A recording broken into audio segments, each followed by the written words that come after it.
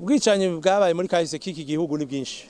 Ni ibintu biteye ubwoba, abantu batofata ko ari ibintu bitoya umuntu mu kibanza kimwe yoca heza akacabona ukuri kose. Bizosaba ko abantu bihangana. Bamaze imyaka bihanganye, tubasaba nuko bihangana yuko amatohoza ni ibintu bifata umwanya muremure.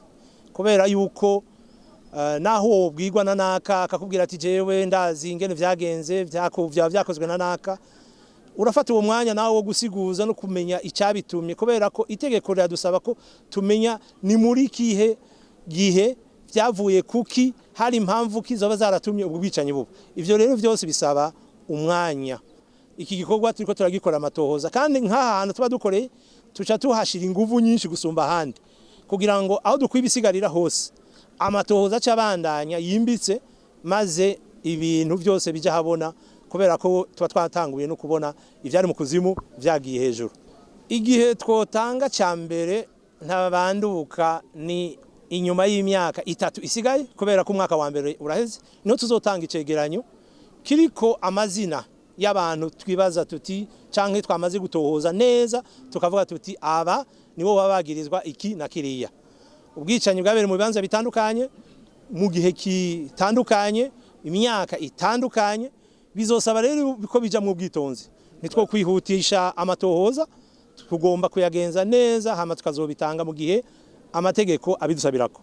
Ahantu twahamaze ikiringo cyababo kwezi turiko turimba, kubera ko twahawe amakuru n'abashaka kuhagira inyubako kugira ngo bandanye mu vyiterambere, ariko basangayo ibisigarira by'abantu, bica bituma baduhamagara bati nimuze muturabira ibintu, kubera ko umugwi CVR itegeko ribugenga ribusaba yuko uraba aho hantu hose hari ibisigara by'abantu, n'ahantu hoba harahambwa abantu bitemewe n'amategeko. Twaciye rero twihuta, turaza turavugana nabo mu ntwaro, turavugana n'abene igihugu ngaha mu Kamenge, turavugana ingene igikorwa cyo ugenda, turacumvikana ko neza. Mu nama yabaye mu kwezi kwa12, nyuma turatangura ibi bikorwa. Byari bimaze hafu kwezi, none twabirangije dusanze hariho ibisigarira by'abantu batari bake bashobora kuba barishwe bagatabwa mu kinogo kimwe, ahandi ugasanga abantu bahambwe umwe kwiwe, ahandi ku makuru duhabwa bakatubwira ko hariho n'abantu, kubera abantu babiciwe ngaho muri quartier ya Kamenge, barashobora kubera bataronka umwanya wo kuja guhamba mu matongo asanzwe yemewe n'amategeko, bagafa kubazana ngaho ko vyihuta. Ni n'uruvange rero abantu bashaka kuba baraguye hano, barashika ku gitigiri cyababa 150 n'amajana 270, ni hagati yaho.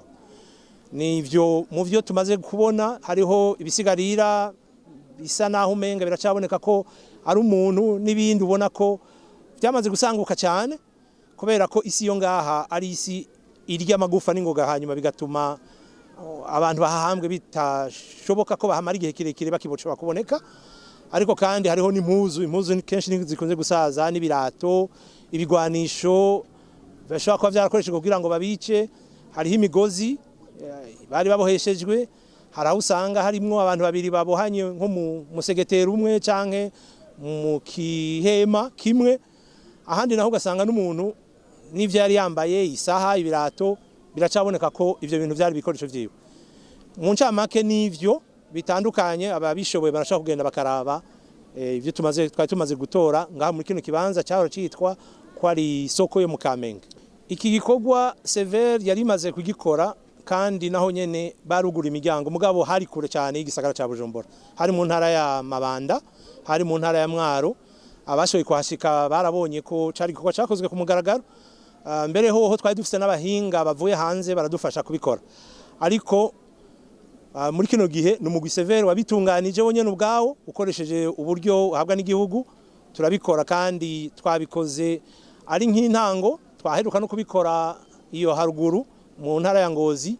Aho hose turarika abantu bakaza bakaraba, nuko gusa ahegereye igisagara ca Bujumbura kugira ngo abantu benshi batari bake bashobore kuza kubiraba, kubera ko ibi nibidufasha twebwe nk'abarundi kugira ngo tumenye ivyabaye muri kahise.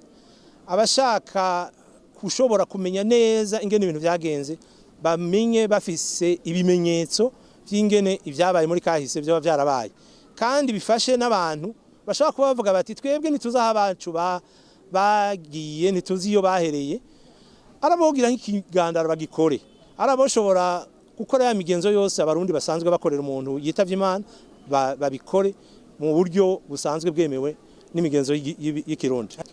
Twarategekanije igikogwa cyo gufasha abantu baba bashikiwe nihahamuka kubera babonye uwabo aho yoba yaratawe bifatiye nko ku mpuzu cyangwa ibindi yari yambaye. Ico gikogwa kirakogwa kandi ahantu hose tugikoreye nkuku turagitegekanya kugira ngo ntihagire umuntu asubira guhamuka kubera ibintu asubiye kwibuka canke afatiye kuvyabonye bituma aca yibuka amabi yo yarashikiye uwiwe. Ico gikogwa kiriko kirakogwa twaragitegekanije nungaha kira